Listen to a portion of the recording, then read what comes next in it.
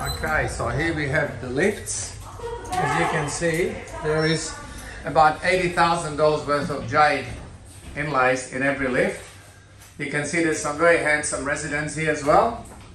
And it's all very nice mirrors and yeah, very luxurious. So here's the pool area. We're going to go and have a look at that. You walk out, everything is security control. So you need your key.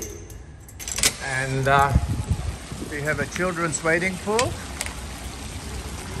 And then over here you have the main lap pool.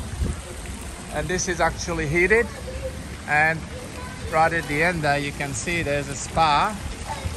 And that's a hot spa. There's a lot of kids there today.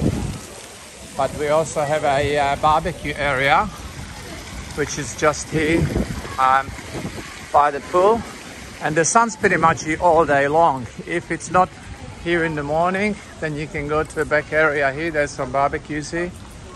They're always ready to use. There's more on the other side. And there's also a very nice sunbaking area through here. And that's pretty much protected from the wind as well, most of the day. And you can go there. So I'll continue this on the other side of level 3 facilities.